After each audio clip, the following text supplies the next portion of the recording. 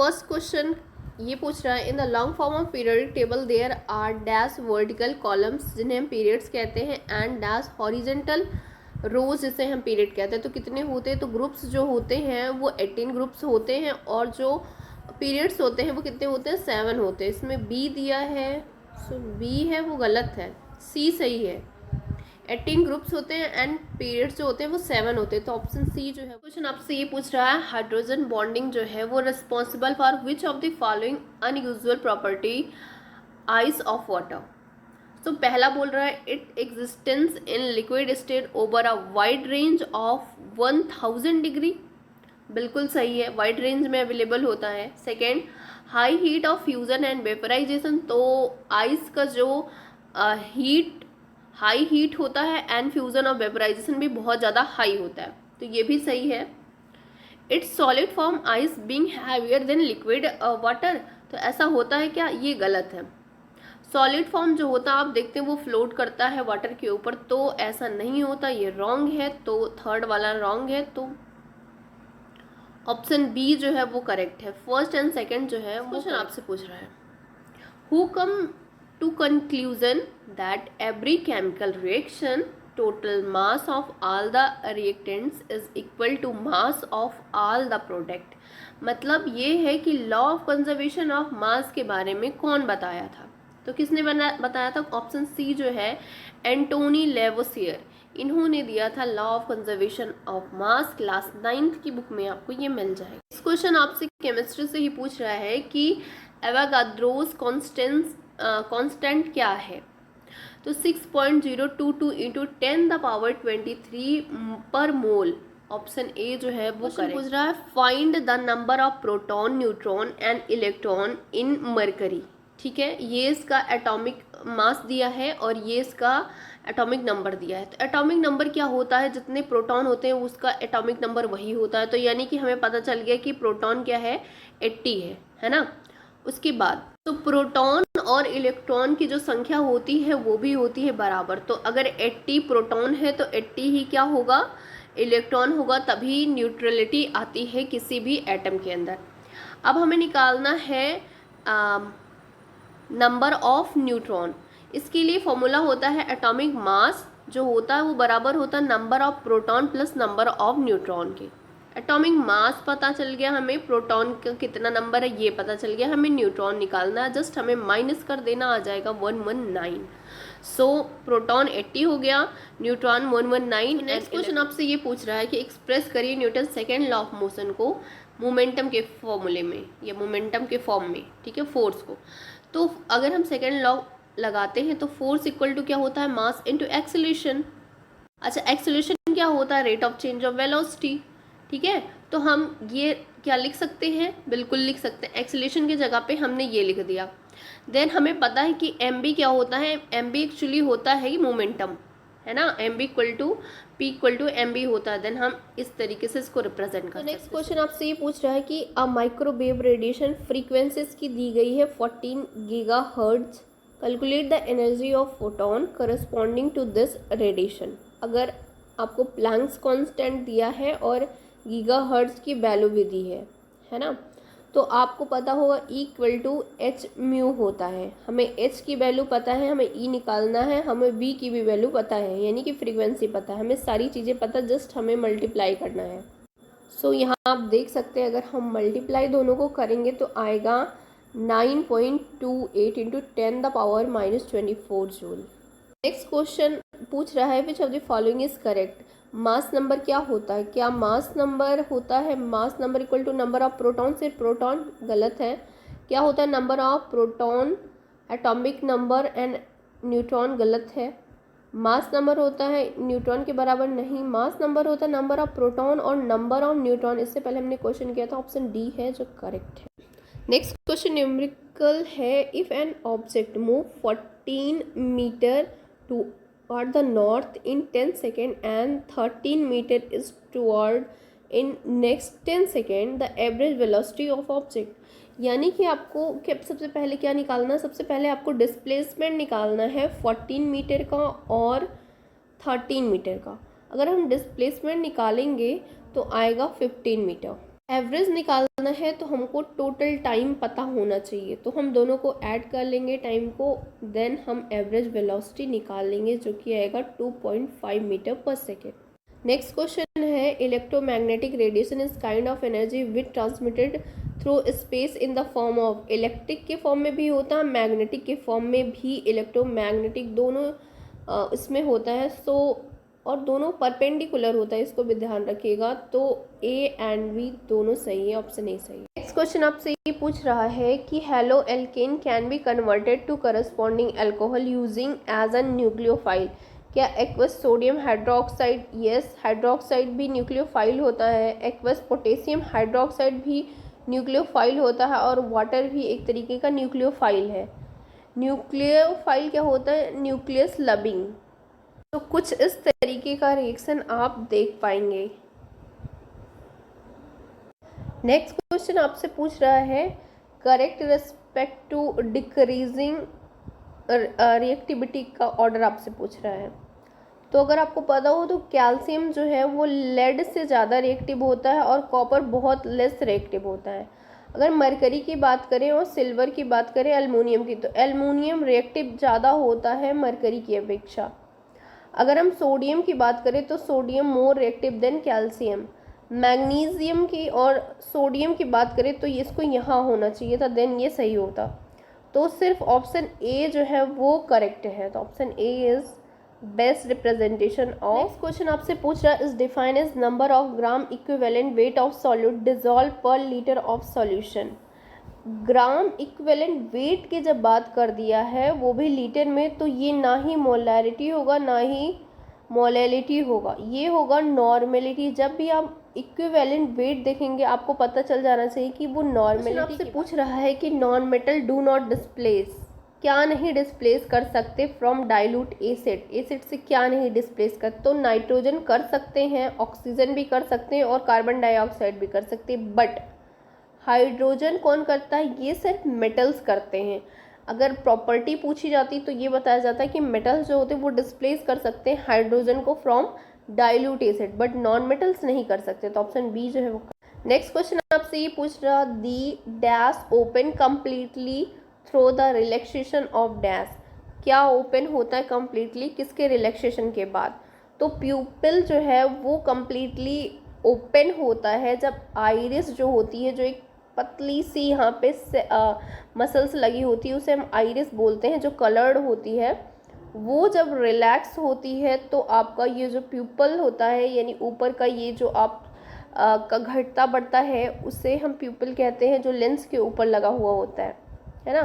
तो आपसे ये पूछ रहा है कि बताइए action of chlorine on dry sacked lime क्या प्रोड्यूस होगा, क्या वो सोप होगा, क्या वो प्लास्टर ऑफ पेरिस होगा, ब्लीचिंग पाउडर होगा या वॉशिंग सोडा होगा। सो हम देखते हैं ये रिएक्शन है इसका, है ना।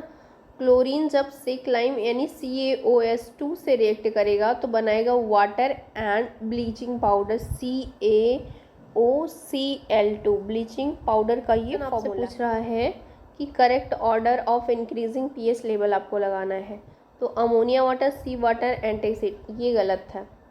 Egg white, blood plasma, caustic soda, %OH, ये भी गलत है, क्योंकि एग वाइट जो होता है ना वो ब्लड प्लाज्मा से ज़्यादा बेसिक होता है, तो यहाँ होता तो सही हो जाता। फिर उसके बाद है egg white, antacid, caustic soda, तो ये सही है। एग वाइट जो है, एंटासिड जो है वो एग वाइट से ज़्यादा बेसिक होता है, तो ऑप्शन सी जो है वो करेक्ट है। से पूछ रहा है कि द वायरस काजिंग जापानीज इंसेफेलिस और ब्रेन फीवर इंटर किसके थ्रू करते हैं, तो ये मॉस्किटो बाइट्स के थ्रू इंटर करते हैं। नेक्स्ट क्वेश्चन आपसे पूछ रहा है कि बताइए इनमें से कौन सा डिस्क्राइब करता है कंसंट्रेशन ऑफ सॉल्यूशन के बारे में, तो molarity, molality and mole fraction तीनों करता है, तो ऑप्शन डी जो है वो करेक्ट है। नेक्स्ट क्वेश्चन आपसे पूछ रहा है following law state that the pressure of given amount of gas at constant volume, volume की बात कौन करता है, ये Lussac law, is directly proportional to absolute temperature. ये किसका रिलेशनशिप देता है, ये टेम्परेचर एंड प्रेशर का देता है जब वैल्यूम जो है वो कांस्टेंट हो। क्वेश्चन आपसे पूछ रहे बताइए इनमें से कौन सा ट्रू नहीं है। Reduction is the loss of oxygen और गेन ऑफ हाइड्रोजन, बिल्कुल सही है। टू डिफरेंट एटम और group of ions are exchange in double displacement, ये भी सही है। Precipitation reaction produce soluble salt, no, soluble salt होंगे तो वो तो सॉल्व हो जाएगा, तो पीपीटी नहीं बनेगा, ये गलत है। ऑप्शन सी जो है वो गलत है, यानी वही सही। Decomposition reaction are opposite to combination reaction, ये भी सही है। नेक्स्ट क्वेश्चन आपसे पूछ रहा है कि which are the following instruction not involve in transmission of light in visual system, में कौन लाइट ट्रांसमिट नहीं करता। एक्वस ह्यूमर ये करता है, रिफ्रैक्टिव इंडेक्स बढ़ाने घटाने का काम करता है। कॉर्निया ये भी होता है, एंड विट्रस ह्यूमर ये भी होता है, बट सिलरी मसल्स या नर्व्स जो होती हैं ये नर्व इम्पल्सेस को भेजने का काम करती हैं, ना कि ये विजुअल सिस्टम में इन्वॉल्व है। नेक्स्ट क्वेश्चन आपसे ये पूछ रहा है कि फिनिल मेथनॉल को और क्या कहते हैं, तो इसे बेंजाइल अल्कोहल भी कहते हैं। ऑप्शन बी जो है वो करेक्ट है। अगर इसका फॉर्मूला देखना चाहें C6H5C2OH और इफेक्ट नेम फिनिल मेथनॉल। इसका स्ट्रक्चर अगर देखना चाहें तो पहले ये बेंजीन रिंग बनेगा, देन इसके ऊपर CH2OH ये बन जाएगा आपका। नेक्स्ट क्वेश्चन पूछ रहा है कि जो स्किन पे एक्ने होता है यानी जो पिंपल होता है वो कौन सा पैथोजन काज करता है, तो स्टेफिलोकोकाई जो होता है, ऑप्शन ए जो है वो करेक्ट है। ये एक तरीके का बैक्टीरिया है जो ऑयली स्किन पे ऑयल एंड रिप्रोड्यूस करता है ऑयल एंड डेड स्किन पे। नेक्स्ट क्वेश्चन आपसे पूछ रहा है कौन सा इसमें ट्रू है कि myopia can be corrected by convex lens, तो मायोपिया को हम कनकेव लेंस से सही कर सकते हैं ना। Hypermetropia known as long sightedness, ये सही है कि हाइपर मायोपिया को हम लॉन्ग साइटनेस बोलते हैं, है ना, और इसको बोलते हैं शॉर्ट साइटनेस। तो ऑप्शन सी जो है वो करेक्ट, यानी सेकेंड वाला सिर्फ करेक्ट है। मायोपिया में हम कन्वेक्स लेंस यूज़ करते हैं। मायोपिया में होता क्या है कि जो दूर की वस्तुएं होती हैं वो हमें नहीं दिखाई देती, जो पास की होती है वो इजीली दिखाई देती हैं। और हाइपर में क्या होता है, जो पास की चीज़ें होती हैं जैसे न्यूज़पेपर हो गया तो आप वो नहीं पढ़ पाएंगे। 4 यहाँ से स्टार्ट होता है, इसमें पूछ रहा है is not an effect of global warming, कौन सा नहीं है ग्लोबल वार्मिंग का इफेक्ट। क्या early maturation of crop lead to reduction of green size and low yield, तो ये बिल्कुल होता है। डैमेज टू मोनूमेंट्स, मोनूमेंट्स में डैमेज होना ये थोड़ा सा अलग है, बट ये इस ड्रेन की वजह से होता है ना कि ग्लोबल वार्मिंग की वजह से। मेल्टिंग ऑफ आइस बिल्कुल होता है, melting of ice. Unpredictable weather pattern ये भी होता है, तो ऑप्शन बी जो है वो करेक्ट है। नेक्स्ट आपसे पूछ रहा है कि कोरोजन जो होता है वो मेटल में किसकी वजह से होता है, कौन सा प्रोसेस में इन्वॉल्व है, तो क्या इलेक्ट्रोमैकेनिकल प्रोसेस है, मैकेनिकल उसमें कहाँ से आ जाएगा। बायोकेमिकल, बायोकेमिकल नहीं है, वो इलेक्ट्रोकेमिकल प्रोसेस है, क्योंकि वो क्या होता है मेटल्स में होता है, तो इलेक्ट्रोकेमिकल प्रोसेस होता है, ना कि बायो इलेक्ट्रिक प्रोसेस होता है। ऑप्शन सी जो है वो करेक्ट है। तो इसमें क्या होता है मॉइस्चर एंड वाटर बहुत ज़्यादा इन्वॉल्व होता है, तभी ये प्रोसेस स्टार्ट होता है। इसमें 2 रीजन बन जाते हैं, एनोड एंड कैथोड रीजन बन जाते हैं। उसके बाद क्या होता है दोनों पे हाफ ऑफ रिएक्शन होते हैं। ऑक्सीडेशन कहाँ पे होता है, तो ये एनोड रीजन पे होता है, जिसमें हम क्या देखते हैं indication of gain of electron. दोनों प्रोसेस अगर मिला के देखें तो रिडॉक्स रिएक्शन इसमें चलता है। जैसे रहा है कि जो क्रेब्स साइकिल है उससे और किस नाम से जानते हैं, तो उससे सिट्रिक एसिड साइकिल के नाम से भी जानते हैं, जो माइटोकॉन्ड्रिया के अंदर होता है। ठीक है, तो ये एनर्जी फॉर्म करने का एक प्रोसेस है जो कि एरोबिक रेस्पिरेशन में होता है। ये क्या करता है कंज्यूम करता है पायरुवेट एंड प्रोड्यूस करता है carbon dioxide, ATP, NADPH, FADH। Next question आपसे पूछ रहा है the wall of small intestine contain gland which secrete intestinal juice and enzyme present in it finally convert to protein, protein से वो किस में कन्वर्ट करता है, तो प्रोटीन किस चीज़ से मिलकर बना होता है, तो ये अमाइनो एसिड से मिलकर बना होता है। तो बाद में टूटने के बाद फिर से ये अमाइनो एसिड में कन्वर्ट हो जाता है, कि ग्लूकोज में होगा कि फैटी एसिड में, ग्लिसरॉल नो, तो ऑप्शन जो ए है वो करेक्ट है। इस क्वेश्चन आपसे पूछ रहा है कि जो स्पॉन्जिला है वो एग्जाम्पल किसका है, ये एग्जाम्पल है पॉरीफेरा का। ऑप्शन सी जो है वो करेक्ट है। अच्छा एक चीज़ ध्यान रखिएगा कि ये फ्रेश वाटर स्पंज है और इसमें ना ऑस्कुलम और ऑस्ट्रिया अगर आपने सुना हो तो ये स्पंज में पाए जाते हैं जो कि फिल्ट्रेशन का काम करते हैं और इससे ही ये इनका सारा प्रोसेस होता है। लाइक रिप्रोडक्शन हो गया और न्यूट्रिशन हो गया, सारी प्रोसेस इसी से होती है ऑस्ट्रिया ऑस्कुलम में। और ये होते कैसे, ये हर्माफ्लोराइड ऑर्गेनिज्म होते हैं, इनमें दोनों एग एनास्पर्म फॉर्म होते हैं। नेक्स्ट क्वेश्चन आपसे पूछ रहे हैं, in human reproduction system eggs is carried from ovary to ovum, किस रास्ते से जाता है ओवरी टू ओवम? क्या वो सर्विक्स से जाता है, क्या ब्लेडर से जाता है, वजाइना से, या फैलोपियन ट्यूब से? Fallopian tube is right option, option B. यहाँ पे ये फिगर आप देख सकते हैं, ये है आपका ओवरी और ये है यूट्रस को ओवम भी कहते हैं। तो यहाँ से जो यहाँ से यहाँ जाने का जो प्रोसेस है ये फैलोपियन ट्यूब से होकर गुजर रहा है। कि इनमें से कौन सा मसल टिश्यू नहीं है?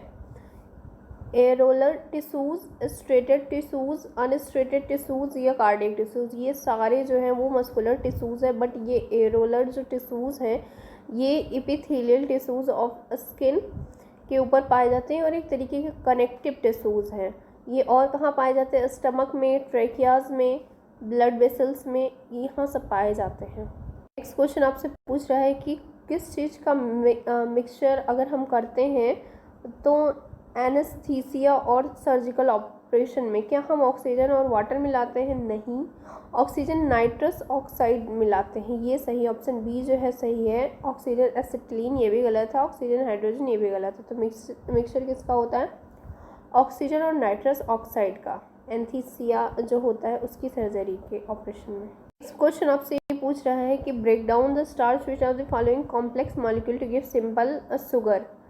तो कौन ऐसा है जो ब्रेक डाउन करता है स्टार्च को सिंपल शुगर में कन्वर्ट करने के लिए? तो ये जो होता है ये सेलेब्री एमाइलेज जो होता है हमारे माउथ में, वो करता ब्रेक डाउन स्टार्च को सिंपल शुगर। सबसे पूछ रहा है कि जो पॉलन ट्यूब है ओव्यूल के तरफ जो उसका ग्रोथ होता है वो किस ट्रोपिज्म की वजह से होता है? क्या वो हाइड्रो है या जियो है या एरो है या कीमो है?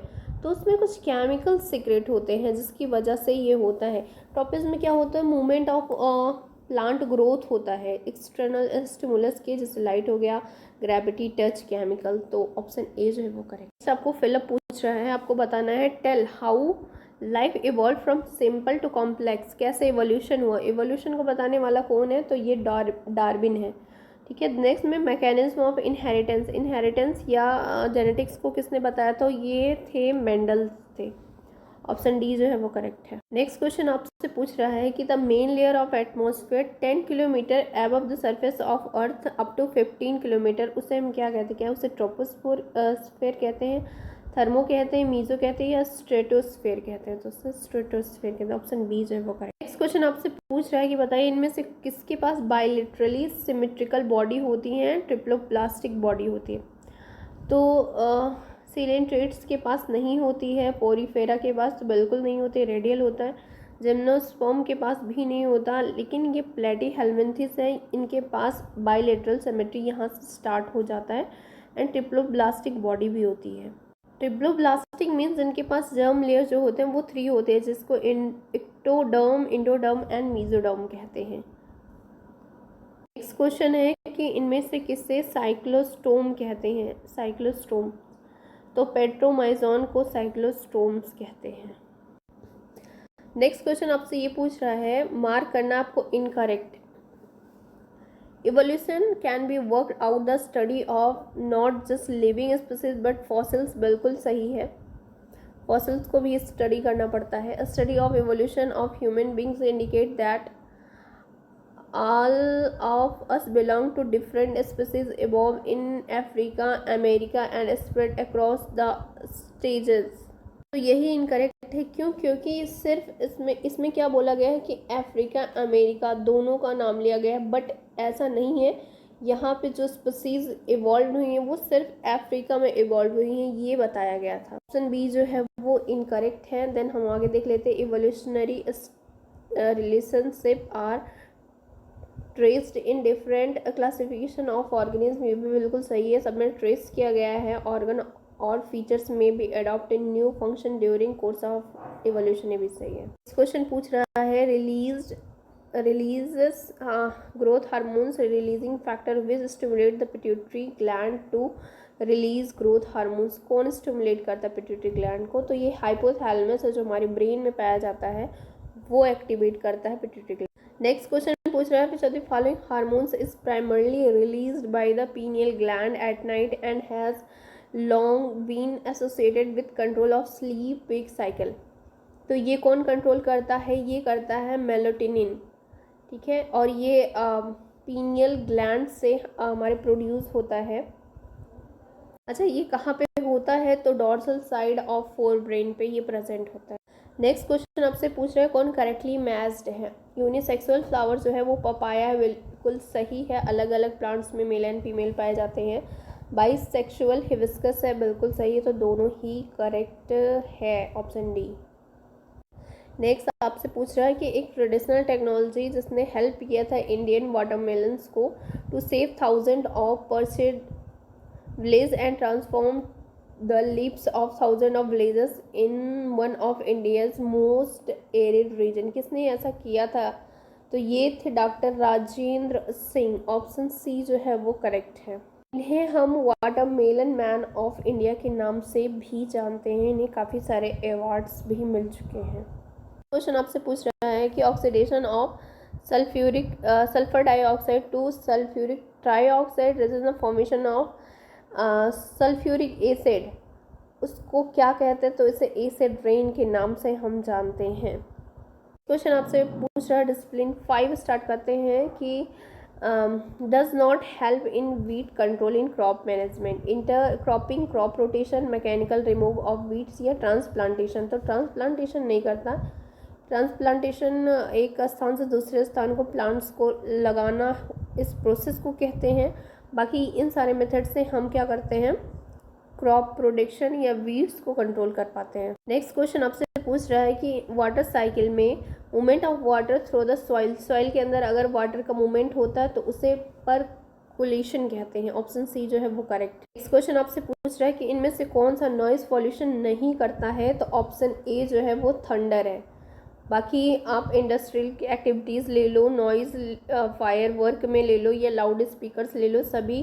तो नेक्स्ट क्वेश्चन आपसे पूछा which are the following is sown by transplantation method, तो ये है राइस जो है उसे ट्रांसप्लांटेशन मेथड से हम सोन करती हैं, उसको लगाते हैं। नेक्स्ट क्वेश्चन आपसे पूछ रहा है खरीफ, रबी और ज़ैद, ये बार बार पूछे जाते हैं तो इसको ध्यान से पढ़ लीजिएगा।